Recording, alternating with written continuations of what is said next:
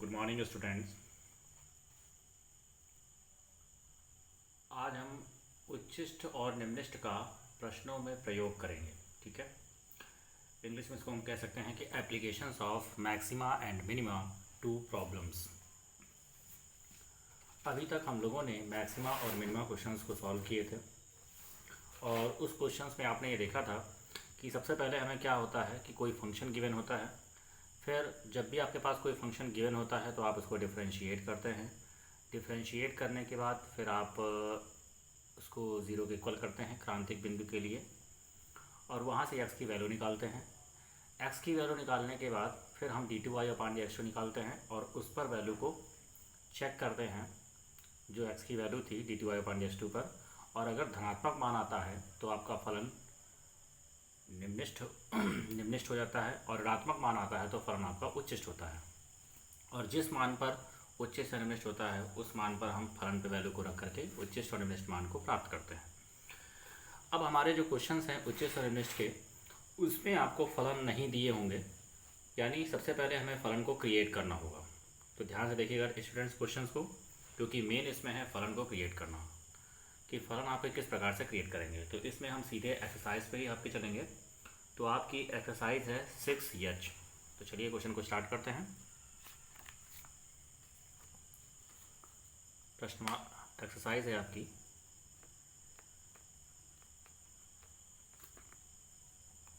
6H।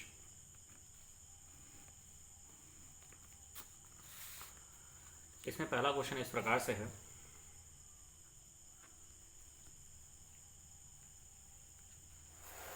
दो धनात्मक संख्याएं ज्ञात कीजिए।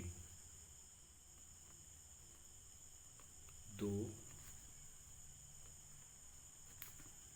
धनात्मक संख्याएं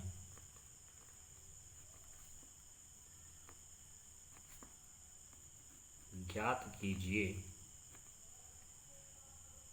जिनका योग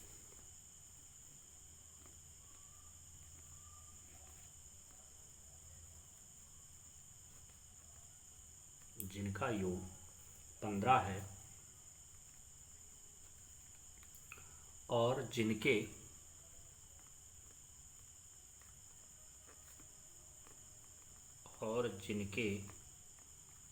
वर्गों का योग निम्निष्ट है।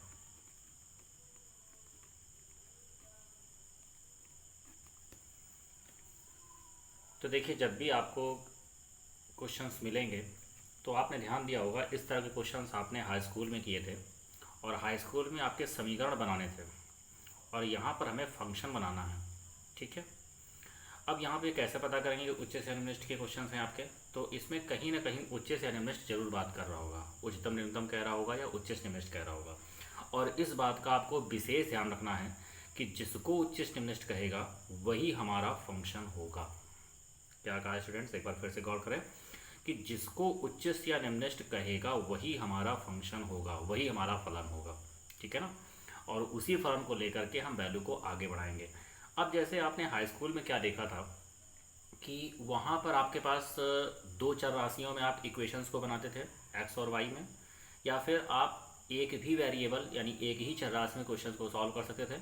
तो वहाँ पर आपने उस टाइप से क्वेश्चन किए थे। तो देखिए, हम यहाँ पर क्या करेंगे कि फंक्शन को एक ही चर राशि से बनाएंगे तो हमारे लिए सहूलियत होगी। ठीक है ना, तो चलिए हम यहाँ पर फंक्शन को बनाएंगे और वो भी एक ही चर राशि में। तो चलिए हम क्वेश्चन को देखते हैं। तो पहले तो हमें फंक्शन पहचानना है कि हमारा फलन कौन होगा। तो ध्यान से देखिए किसको उच्चिष्ट निम्निष्ट कह रहा है। क्वेश्चन देखिए, दो धनात्मक संख्याएं ज्ञात की जिनका योग 15 है और उनके वर्गों का योग निम्निष्ट है। तो निम्निष्ट किसको कह रहा है? वर्गों का योग। ठीक है ना, तो फलन कौन हुआ? वर्गों का योग। अब किसके वर्गों का योग? जो हमारे पास संख्याएं थी उनके वर्गों का योग क्या है? निम्निष्ट है। ये हमारा फलन है। तो चलिए हम संख्याएं देख लेते हैं कि संख्याएं हैं क्या।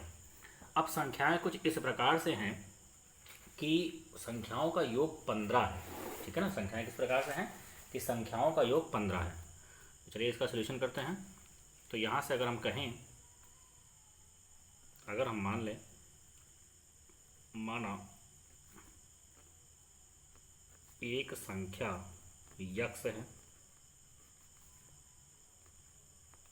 अगर हम एक संख्या यक्स मान लें तो प्रश्नानुसार क्वेश्चन के अकॉर्डिंग दूसरी संख्या क्या हो जाएगी स्टूडेंट्स, ध्यान से देखिए, योग 15 है, इसका मतलब दूसरी संख्या हमारे पास हो जाएगी, दूसरी संख्या हमारे पास हो जाएगी 15 माइनस का x। ऐसा क्यों हुआ, देखिए जब दोनों को जोड़ेंगे तभी तो 15 आएगा, ठीक है। तो अगर एक संख्या x है तो दूसरी क्या हो जाएगी 15 माइनस एक्स। चलिए संख्याएं हमें प्राप्त हो गई हैं। तो क्वेश्चन के अकॉर्डिंग वर्गों का योग निम्नलिखित है, तो फंक्शन क्या है, वर्गों का योग, यही हमारा फंक्शन है। तो चलिए इनके वर्गों का योग देख सकते हैं। किसके वर्गों का है, संख्याओं के वर्गों का योग। तो इनके वर्गों का योग, चलिए इनके वर्गों का योग देख लेते हैं। तो इनका वर्ग करेंगे और उसका योग करेंगे, ठीक है ना। तो ये क्वेश्चन है हमारे पास, x square plus 15 minus x का होल स्क्वायर, उनके वर्गों का योग, ये हमारा फंक्शन आ गया। अब इस फंक्शन को हम किसी एक वैल्यू के इक्वल ले लेते हैं, ठीक है ना। तो चलिए हमने इन सभी को एक इक्वल मान लिया, हमने माना a is equal to x square plus 15 minus x का होल स्क्वायर। अब यहाँ पे हमारे पास चर राशि क्या है, यक्स, तो हम यक्स के सापेक्ष अवकलन करेंगे। देखिए हमारे पास फंक्शन आ चुका है, फंक्शन मिल चुका है। अब पूरा प्रोसेस हमारे पास वही होगा जैसा अभी तक हम कर रहे थे। तो चलिए यक्स के सापेक्ष अवकलन कर रहे हैं। जब हम यक्स के सापेक्ष अवकलन करेंगे तो ए का अवकलन क्या होगा, ए को हम एज ए फंक्शन का इस्तेमाल कर रहे हैं, ठीक है ना, वेरिएबल की तरह। तो D A upon D x constant नहीं मान रहे हैं। चलिए एक्स स्क्वायर का अवकलन क्या हो जाएगा 2x, इसका करिए एक्स की पावर एन से, तो 2 टाइम्स ऑफ 15 माइनस का एक्स, और इसका फिर से करेंगे तो 15 का 0 और एक्स का 1, तो वैल्यू कितनी आ गई 2x। इसका मल्टीप्लाई कर दीजिए तो माइनस का 15 दूना 30, और ये हो जाएगा प्लस का 2x, तो ये हो जाएगा 4x माइनस का 30। अब उच्चिष्ट या निम्नलिखित के लिए हम क्या करते हैं, D A upon D x को 0 करते हैं। उच्चिष्ट या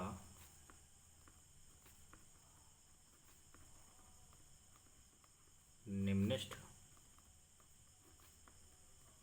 मान के लिए, इसकी जगह हम क्रांतिक बिंदु भी कह सकते हैं, क्रांतिक बिंदु के लिए भी आप लिख सकते हैं, ठीक है ना। तो चलिए उच्च से निम्नलिखित मान के लिए क्या करते हैं, D A upon D x को 0 के इक्वल करते हैं। तो ये हो जाएगा 4x minus 30 is equal to 0। तो यहाँ से x की वैल्यू निकालेंगे, तो x की वैल्यू क्या हो जाएगी 30/4, तो 2 दूना 4, 2 15 में 30, तो x का मान कितना आ गया 15/2। अब इस मान पर हमें चेक करना होगा कि हमारा जो है वर्गों का योग क्या आ रहा है। चलिए वर्गों का योग उच्चिष्ट है कि वर्गों का योग निम्नलिखित है, इसका पता कैसे लगाएंगे, दोबारा अवकलन करेंगे। तो चलिए d2a अपॉन dx निकालते हैं। तो जब d2a अपॉन dx निकालेंगे तो आप देख सकते हैं कि 4x का अवकलन करेंगे तो कितना हो जाएगा 4, ठीक है, x का अवकलन 1 और 30 का हो जाएगा 0, तो वैल्यू कितनी आ गई 4। अब d2a अपॉन dx2 का मान किस पर निकालेंगे, ये जो x का मान निकाला था किस पर निकालेंगे, at the point x is equal to 15/2, और x की जगह पे जब 15/2 रखेंगे तो वैल्यू कितनी आ जाएगी 4, और यानी ये क्या आ रहा है धनात्मक मान आ रहा है। इसका मतलब x बराबर 15/2 पर फंक्शन, फंक्शन मतलब वर्गों का योग,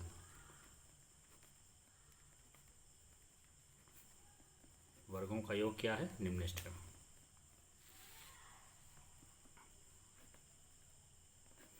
तो देखिए स्टूडेंट्स आपका ये आंसर आ चुका है, ठीक है।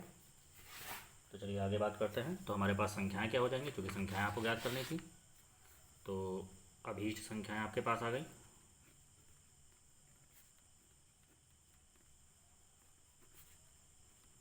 अभीष्ट संख्याएं, एक यक्स थी और दूसरी क्या थी 15 माइनस का यक्स, यानी एक हो जाएगा 15/2 और दूसरी हो जाएगी 15 माइनस का 15/2, तो 15 दूना 30 और 30 से 15 घटाएंगे तो 15/2, यानी दोनों संख्याएं क्या हैं, एक संख्या 15/2 है, दूसरी संख्या भी हमारी 15/2 है। तो इतना आपको कैलकुलेशन करना होगा, तो ध्यान समझ लीजिए। फिर से क्वेश्चन को किस प्रकार से करेंगे एक बार हम फिर से क्लियर कर देते हैं। सबसे पहले क्वेश्चंस में क्या देखेंगे कि क्वेश्चंस में हमें ये देखना है कि आपके पास दो धनात्मक संख्याएं हैं जिनका योग 15 है, वर्गों का योग निम्नलिखित है। तो मैंने ये कहा कि पहले फंक्शन को पहचानिए कि फलन कौन होगा। यहाँ पे देखिए एक हमारे पास यहाँ से बन रहा है, एक यहाँ से बन रहा है समीकरण, तो जिसको उच्च से निम्नलिखित कहेगा वही फंक्शन होगा। तो उसको उच्च से निम्नलिखित कहा वर्गों का योग निम्नलिखित, इसका मतलब यही फलन है। चलिए अब संख्याएं देख लेते हैं। तो अगर एक संख्या x है तो दूसरी क्या होगी 15 माइनस एक्स, क्वेश्चन के अकॉर्डिंग। अब क्वेश्चन कह रहा है वर्गों का योग निम्नलिखित है, तो यही फंक्शन हुआ। तो वर्गों का योग क्या होगा, एक्स स्क्वायर प्लस 15 - x का होल स्क्वायर। इसको हमने ऐसे सापेक्ष अवकलन किया। क्रांतिक बिंदु के लिए या एक कहें कि उच्च निम्नलिखित के लिए इसको d/dx 0 के इक्वल करेंगे। यहाँ से x की वैल्यू निकलेगी, दोबारा अवकलन करेंगे, ठीक है ना। और x का जो मान आएगा d2/dx2 पर चेक करेंगे, तो पॉजिटिव मान आ रहा है, तो आप देख सकते हैं कि x बराबर 15/2 पर वर्गों का योग निम्नलिखित है। तो अभी संख्याएँ क्या हो गई, ये हमारे पास संख्याएँ थी, यहाँ पर हम x का मान रख देंगे तो हमारे पास वैल्यू आ जाएगी, ठीक है। तो आई होप आपको क्वेश्चन समझ में आया होगा। तो चलिए हम स्टार्ट करते हैं क्वेश्चन नंबर 2।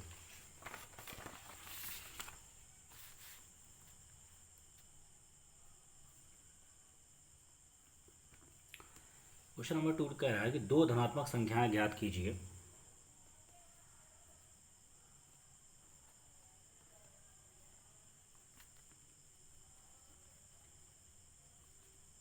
दो धनात्मक संख्याएं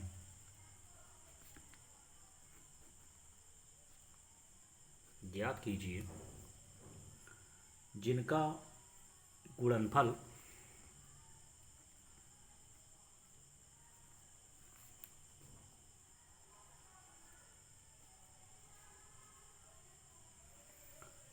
जिनका गुणनफल 64 है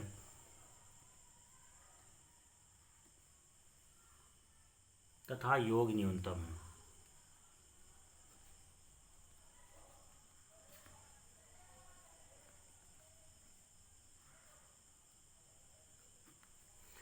दो धनात्मक संख्याएं ज्ञात कीजिए जिनका गुणनफल 64 है तथा योग न्यूनतम है। ये हमारे पास क्वेश्चन है। तो चलिए स्टूडेंट क्वेश्चन को करते हैं। तो इसमें भी देखिए संख्याएं याद करनी है, तुरंत आप मान लीजिए। तो माना पहली संख्या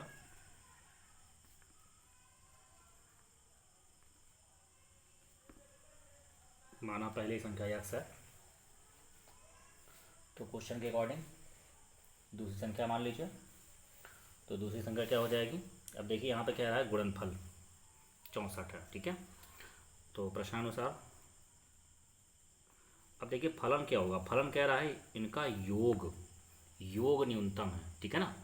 इसका मतलब संख्याओं का योग न्यूनतम है, यही हमारे पास फलन है, ठीक है। इस बात को ध्यान रखिएगा कि ये हमारा फलन है। तो इनसे हम हमारे पास संख्या निकालेंगे। तो अगर पहली संख्या x है तो प्रश्नानुसार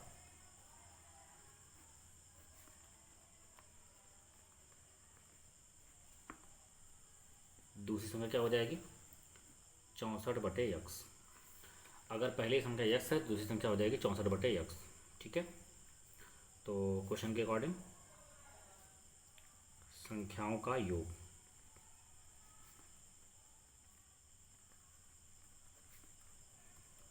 चलिए संख्याओं का योग देख लेते हैं। तो संख्याओं का योग हो जाएगा x प्लस 64/x, ठीक है। इसको हम एक इक्वल मान लेते हैं। चलिए दोबारा इसका अवकलन करते हैं। तो d/dx क्या हो जाएगा, x का अवकलन 1 और 1/x का अवकलन होगा माइनस का 1/x²। उच्चिष्ट या निम्निष्ट मान के लिए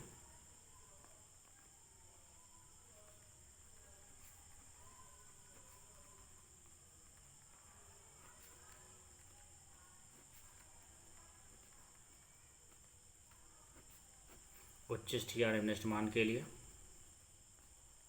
d/dx को 0 के इक्वल करेंगे। 1 - 64/x² इज इक्वल टू 0। तो x² का मान 64 आ गया, तो x का मान आ गया ±8,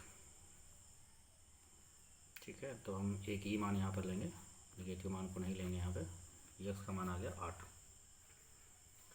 चलिए नेक्स्ट हम बात करते हैं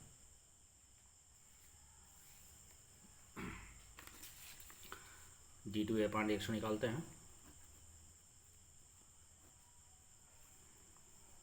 तो दोबारा जब अवकलन करेंगे तो 1 का 0 हो जाएगा। और देखिए 1/x², तो इसका क्या हो जाएगा 64 है, और x की पावर -2 का अवकलन हो जाएगा nx की पावर में n - 1। ये माइनस माइनस प्लस हो गया, 4 दूना 8, 128/x³।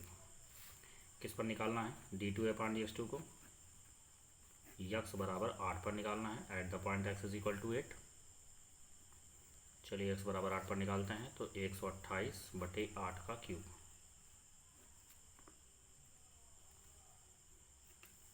ठीक है, अब इसका हम कैलकुलेशन करेंगे।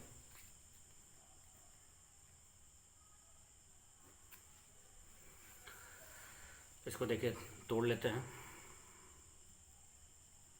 8 × 8 × 8।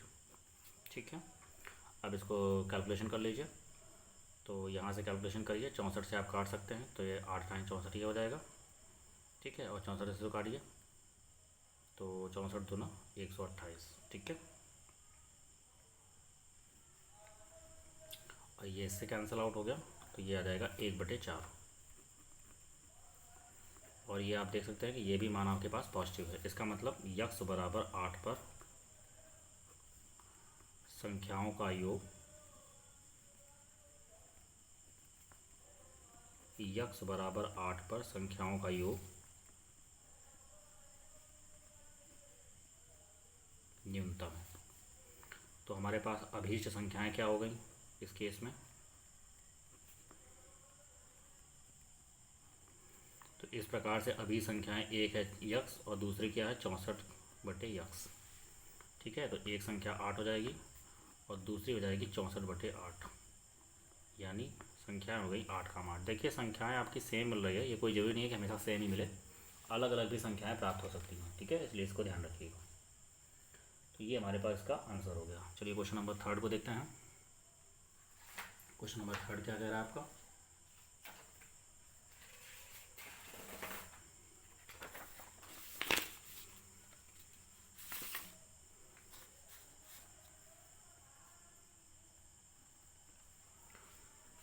क्वेश्चन नंबर 3 कह रहा है कि ऐसी दो संख्याएं ज्ञात कीजिए, ऐसी दो संख्याएं ज्ञात कीजिए, ऐसी दो संख्याएं ज्ञात कीजिए जिनका योग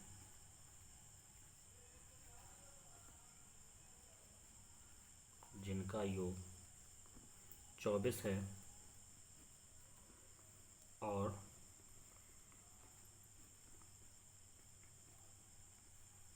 जिनका गुणनफल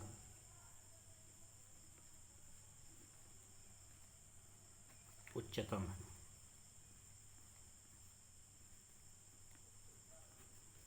स्टूडेंट्स ध्यान दीजिएगा, फंक्शन कौन होगा? गुणनफल उच्चतम है। इसका मतलब संख्याओं का गुणनफल उच्चतम है, यानी गुणनफल आपका फंक्शन होगा। ठीक है, तो चलिए क्वेश्चन को देखते हैं।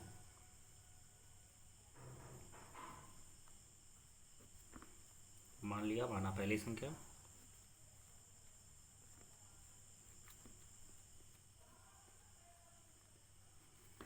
माना पहली संख्या यक्स है। तो प्रश्नानुसार संख्याओं का योग 24 दिया गया है, तो प्रश्नानुसार दूसरी संख्या क्या हो जाएगी? यहाँ पर दूसरी संख्या हो जाएगी 24 माइनस का यक्स। क्वेश्चन के अकॉर्डिंग संख्याओं का गुणनफल, ये हमारा फंक्शन है,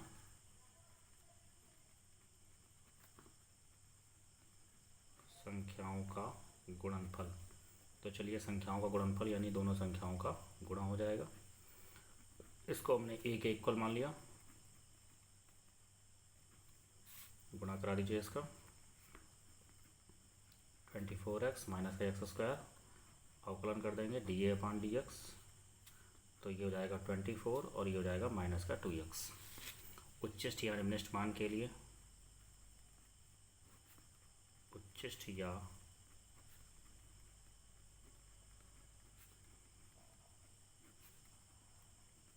निम्निष्ठ मान के लिए ये जो dA/dx होता है इसको हम 0 के इक्वल करते हैं।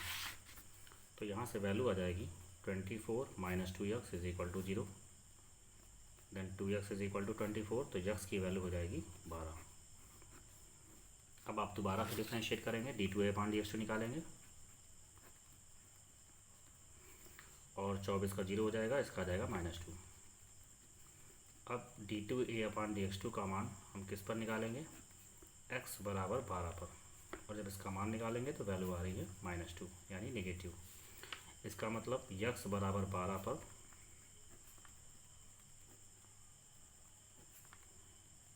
संख्याओं का गुणनफल हमारे पास क्या आ रहा है, उच्चतम आ रहा है। किस पर आ रहा है, 12 पर, उच्चतम की ही बात कर रहा था। तो अभीष्ट संख्या हमारे पास क्या हो जाएंगी, 12 को हम लेंगे, तो अभीष्ट संख्याएं एक यक्स थी और दूसरी थी 24 माइनस का यक्स। तो पहली संख्या 12 हो जाएगी और दूसरी हो जाएगी 24 माइनस 12, यानी एक संख्या भी 12 है और दूसरी संख्या भी हमारी 12 है। तो आई होप आपको क्वेश्चन क्लियर हो रहे होंगे। चलिए नेक्स्ट क्वेश्चन की बात करते हैं, क्वेश्चन नंबर 4 की।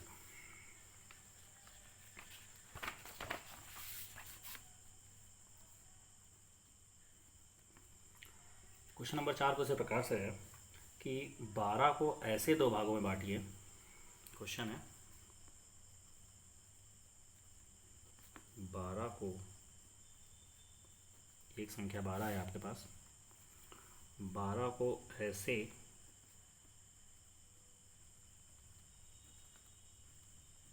दो भागों में बांटिए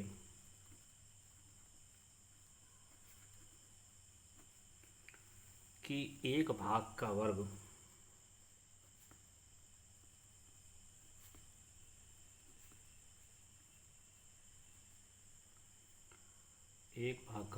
और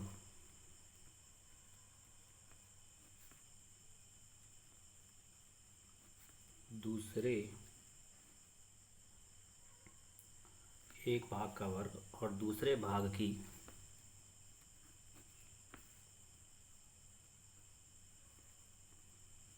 चार घात का गुणनफल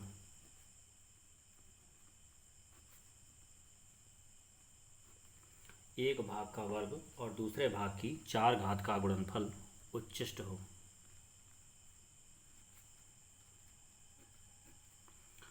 मतलब 12 के ऐसे दो भाग करने हैं कि एक भाग का वर्ग और दूसरे भाग की चार घात, इसका गुणनफल उच्चिष्ट है। तो क्वेश्चन को ध्यान से देखिएगा स्टूडेंट कि फलन कौन है। फलन देखिए, गुणनफल उच्चिष्ट है। किसका गुणनफल, एक भाग का वर्ग है और दूसरी भाग की चार घात और दोनों का गुणा कर देना है, ठीक है। वो आपके पास कैसा है, उच्चिष्ट। ये हमारे पास फंक्शन है। तो चलिए इसका सोल्यूशन करते हैं। तो 12 के दो भाग हैं, तो हम मान लेते हैं, माना एक संख्या यक्स है, माना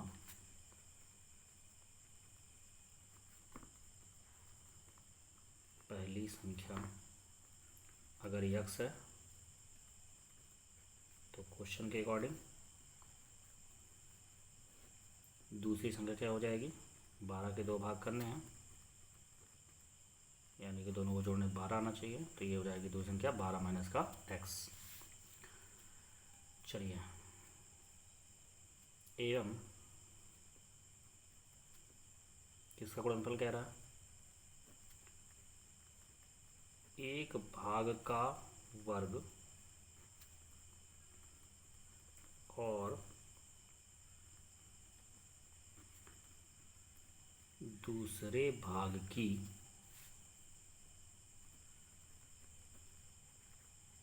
चार घात का गुणनफल, ठीक है, बराबर क्या होगा, एक भाग का वर्ग और दूसरे भाग की चार घात, ठीक है ना, इन दोनों का क्या है, गुणा है। चलिए इसको हमने ए के बराबर मान लिया। अब हम क्या करेंगे, यहाँ से फिर वही काम, डी अपॉन डी एक्स निकालेंगे। आप यहाँ पे देख सकते हैं कि फर्स्ट सेकंड लग रहा है, तो फर्स्ट इंटू सेकंड का अवकल गुणा, दोबारा ऐसा करेंगे -1 प्लस सेकंड इंटू फर्स्ट का अवकल गुणा, जैसे स्क्वायर का अवकलन क्या हो जाएगा, 2x। तो डी अपॉन डी एक्स कितना आ गया, ये देखिए इसमें से कुछ कॉमन दिख रहा है, यक्स कॉमन दिख रहा है, यक्स कॉमन ले लीजिए, और 12 माइनस एक्स का क्यूब ये भी कॉमन दिख रहा है, और 2 भी कॉमन दिख रहा है, तो 2 भी कॉमन ले लीजिए। तो क्या वैल्यू बचेगी आपके पास, माइनस बचेगा, यहाँ से एक यक्स बचेगा और यहाँ 2 भी बचेगा, 2 यक्स बचेगा और ये तो बाहर चला गया है, और यहाँ से 2x बाहर हो गया, एक आपके पास ये भी बाहर हो गया है, तो ये हो जाएगा 12 माइनस का x, 2x 12 माइनस x का होल क्यूब, और ये हो जाएगा 12 और माइनस का 3x। ठीक है, चलिए उच्चिष्ट या निम्नलिखित मान के लिए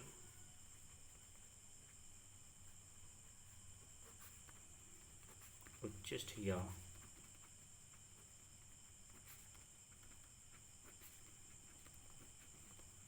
निम्नलिखित मान के लिए ये जो dA/dx है इसको हम क्या करेंगे, जीरो के इक्वल करेंगे। तो जब हमने इसको जीरो के इक्वल किया तो हमारे पास क्या आ गया, 2x 12 माइनस एक्स का whole cube 12 minus 3x is equal to 0। ठीक है, चलिए इसको बारी बारी जीरो करते हैं। तो हमारे पास कितनी वैल्यू आ जाएगी,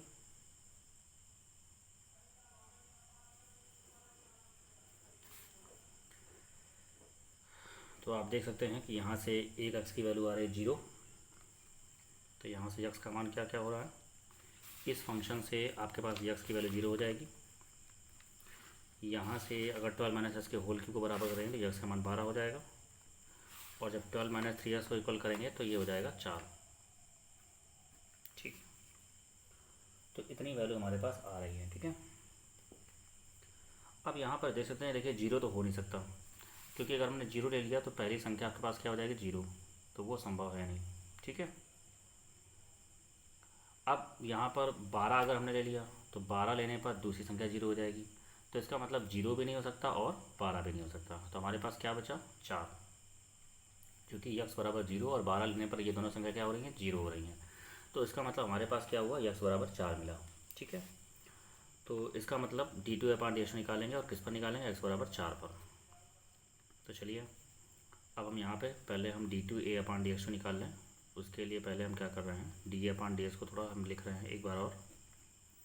देखिए d/dx हमारे पास था 2x 12 माइनस एक्स का होल क्यूब 12 माइनस का 3x, इसका ज़रा हम तो गुणा करा लेते हैं ताकि हमारे पास फर्स्ट सेकंड ही लगाना पड़े। जैसे गुणा कराइए तो ये हो जाएगा 12x और माइनस का 3x स्क्वायर। चलिए अब हम d2a/dx को निकाल रहे हैं। तो 2 तो कांस्टेंट है, फर्स्ट सेकंड लगेगा, तो फर्स्ट इंटू सेकंड का अवकल गुणांक, ये हो जाएगा 12 और माइनस का 6x plus second into first का अवकल गुणांक, तो इसका अवकलन क्या हो जाएगा, 3 टाइम्स 12 माइनस एक्स का स्क्वायर, और फिर से करेंगे माइनस का 1, तो ये हो जाएगा 2। अब देखिए यहाँ से कॉमन क्या है, यहाँ से कॉमन हमारे पास आ रहा है 12 माइनस एक्स, हमारे पास कॉमन आ रहा है, या फिर इसको ऐसे रहने दीजिए, बाद में सॉल्व कर लेंगे। 12 माइनस एक्स का क्यूब 12 माइनस का 6x माइनस का 3 12x माइनस का 3x स्क्वायर, और इनटू में हो गया 12 माइनस एक्स का होल स्क्वायर। ये हमारे पास वैल्यू आ रही है। जैसा कि मैंने कहा कि x बराबर 4 हमारे पास क्या है, यही हमारे पास वैध है। तो आप लिख सकते हैं कि x बराबर 4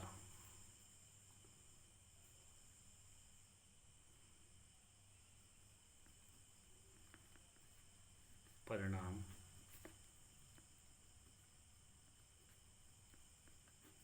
ही वैध है। ठीक है, क्यों वैध है, अभी मैंने बता दिया था कि जीरो हो नहीं सकता, क्योंकि संख्या जीरो हो गई हमारे पास। ठीक है, पहली संख्या जीरो हो जाएगी, तो संख्याएं तो दोबारा के 2 भाग करने हैं, तो पहली संख्या मतलब 2 भाग में करना है, तो पहला भाग जीरो तो हो ही नहीं सकता। और 12 अगर लेते हैं तो अगर पहली संख्या 12 हो गई तो दूसरी 12 में 12 घटाएंगे तो जीरो हो जाएगा, दूसरी संख्या जीरो हो रही है, तो इसका मतलब हमारे पास 4 ही परिणाम वैध हो सकता है। तो चलिए d2/dx2 का मान हम निकाल रहे हैं, किस पर निकाल रहे हैं, x बराबर 4 पर। जब x बराबर 4 पर हम निकालेंगे तो आप देख सकते हैं ये हो जाएगा 12 माइनस 4, तो 12 माइनस 4 कितना हो जाएगा, 8। ठीक है, तो ये हो जाएगा 8 का क्यूब। देखिए जब यहाँ पे निकालेंगे तो ये हो जाएगा 6 चौको 24। ठीक है, और 12 में 24 घटाएंगे तो माइनस का 12, क्योंकि माइनस का बड़ा था आपके पास, माइनस का 3। चलिए यहाँ पे रखते हैं, तो ये हो जाएगा 4 रखिए तो 12 चौक 48, माइनस यहाँ पे रखिए 4 चौको 16 तिया 48, ठीक है। यहाँ पे रखिए तो 12 में से 4 जाएगा, तो 12 में से 4 जाएगा कितना बचेगा 8, 8 का स्क्वायर।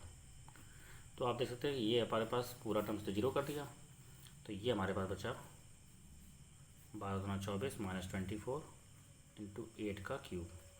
देखिए अगर हम गुणा कराएं या ना कराएं इससे कोई फ़र्क नहीं पड़ता, ठीक है। हमारे पास क्या दिख रहा है कि ये हमारे पास नेगेटिव वैल्यू दिख रही है, तो नेगेटिव वैल्यू दिख रही है तो इसका मतलब क्या हुआ कि यक्स बराबर 4 पर गुणनफल क्या है उच्चिष्ट है, और यही हमें दिखाना था कि गुणनफल क्या होगा उच्चिष्ट होगा। तो उच्चिष्ट गुणनफल पर क्या होना चाहिए आपका 12 के 2 भाग होने चाहिए। तो इस प्रकार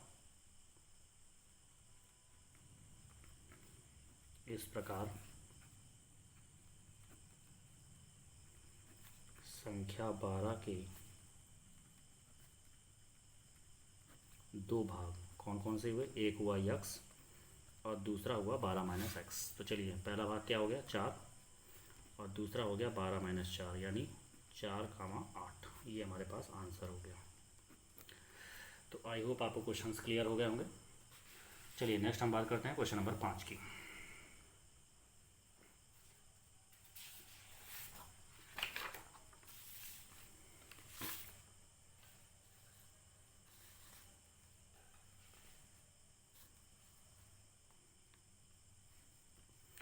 क्वेश्चन नंबर 5 कह रहा है कि एक आयत का परिमाप 100 सेंटीमीटर है,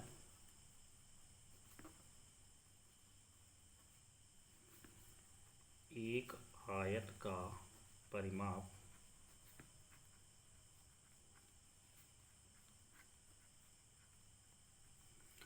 100 सेंटीमीटर है, तो अधिकतम क्षेत्रफल के लिए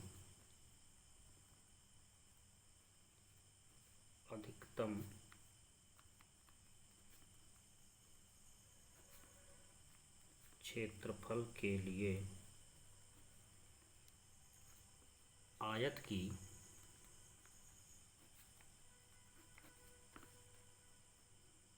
अधिकतम क्षेत्रफल के लिए आयत की भुजाएं ज्ञात कीजिए।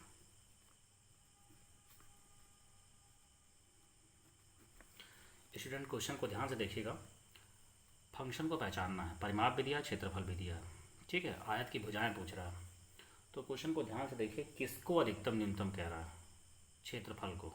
किसका क्षेत्रफल, आयत का क्षेत्रफल। तो अधिकतम क्षेत्रफल के लिए आयत की भुजाएं, तो मतलब क्षेत्रफल अधिकतम है, तो फंक्शन कौन हुआ आयत का क्षेत्रफल, और कंडीशन हमारे पास किससे निकलेगी परिमाप से, और भुजाएं हमें माननी है, ठीक है।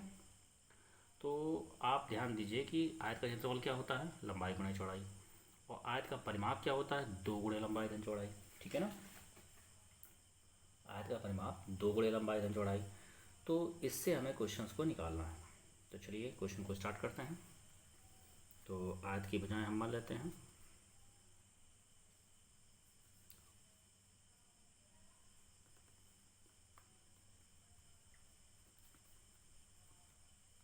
माना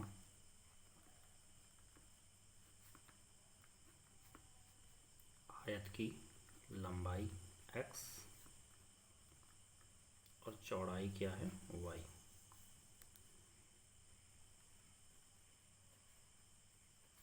आयत का परिमाप ये दिया गया है 100 सेंटीमीटर, परिमाप क्या होता है 2 गुणे लंबाई धन चौड़ाई 100, यानी x प्लस वाई बराबर हो गया 100 में से 2 माइनस कर दीजिए, तो ये हो जाएगा आपके पास, सॉरी डिवाइड करना है, तो ये कितना हो गया 50। तो यहाँ से y का मान निकाल सकते हैं, तो y का मान कितना हो जाएगा 50 माइनस का x, क्योंकि एक ही फंक्शन में कन्वर्ट करना होता है। फंक्शन क्या था आयत का क्षेत्रफल,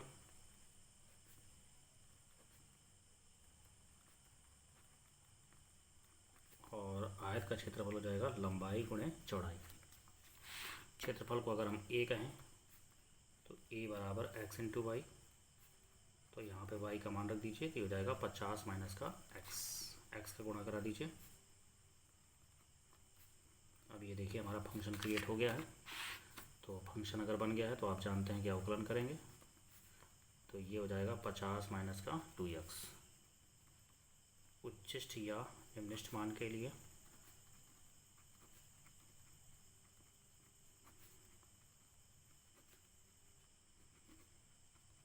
उच्चिष्ट या निम्निष्ठ मान के लिए ये जो dA/dx है इसको 0 के इक्वल करेंगे, तो ये हो जाएगा 50 minus 2x is equal to 0। तो x का मान 50/2 यानी 25। चलिए अब दोबारा अवकलन करते हैं, d2A/dx निकालते हैं। तो d2A/dx निकालेंगे तो 50 का 0 हो जाएगा, -2, यानी d2A/dx का मान किस पर निकालेंगे, x बराबर 25 पर, और ये वैल्यू आ रही है -2। जैसा बता रहे हैं उसी हिसाब से क्वेश्चंस को लगाइएगा, ठीक है, अपने मन से कुछ भी शॉर्ट आउट मत करिएगा। चलिए तो ये देख रहे हैं नेगेटिव आपके पास मान हो रहा है, इसका मतलब x बराबर 25 पर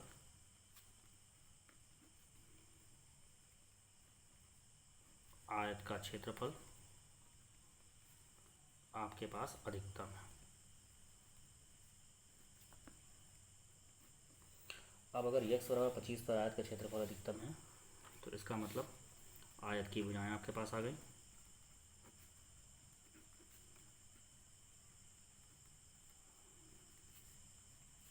अगर एक x है दूसरी y है, यानी y का मतलब 50 माइनस x, तो एक 25 हो जाएगी और दूसरी हो जाएगी 50 माइनस 25, यानी आपके पास दोनों भुजाएं कैसी हैं, 25-25 की हैं, और ये हमारे पास आंसर हो गया। ठीक है, तो अधिकतम क्षेत्रफल के लिए आपके पास भुजाएं कैसी होनी चाहिए, लंबाई भी 25 होनी चाहिए और चौड़ाई भी 25 होनी चाहिए। ठीक है, तो आई होप आपको क्वेश्चन समझ में आया होगा। अब हम बात करते हैं क्वेश्चन नंबर 6 की।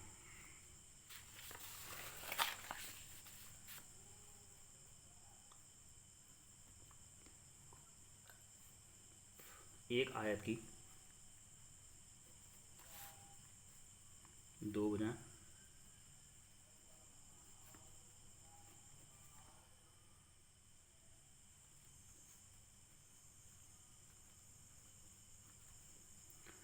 एक आयत की दो भुजाएं 2x मात्रक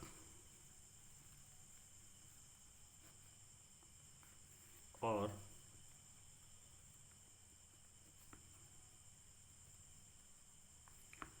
-15 माइनस 2x मात्रक है, मतलब भुजाएं आपकी दी गई हैं। तो यक्स के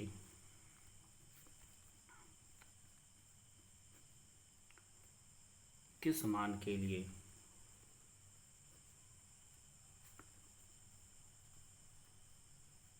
यक्स के किस मान के लिए आयत का क्षेत्रफल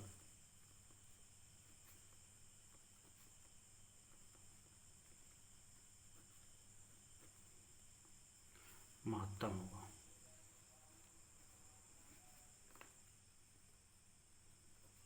ये पूछ रहा है कि यक्स के किस मान के लिए आयत का क्षेत्रफल महत्तम होगा। इसका मतलब किसके महत्तम की बात कर रहा है, आयत के क्षेत्रफल की। इसका मतलब फंक्शन कौन हुआ, आयत का क्षेत्रफल। बिल्कुल सेम क्वेश्चन। अब यहाँ भुजाएं हमारे पास दी गई हैं,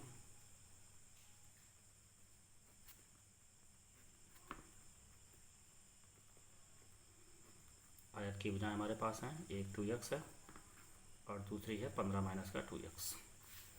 तो हमारे पास फंक्शन क्या है, आयत का क्षेत्रफल।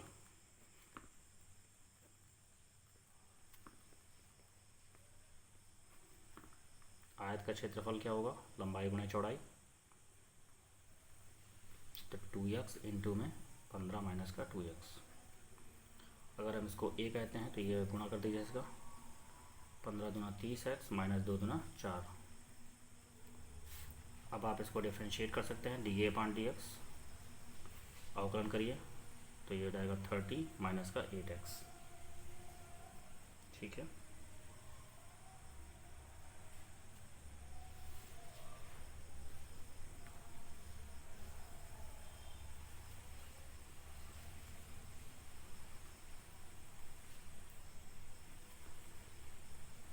25 दिया निम्नलिखित मान के लिए dA/dx 0 को इक्वल करेंगे। 30 - 8x is equal to 0, then 8x is equal to 30, तो यक्स का मान हो गया 30/8। कैंसिल आउट कर दीजिए, तो यक्स का मान आ रहा है 15/4।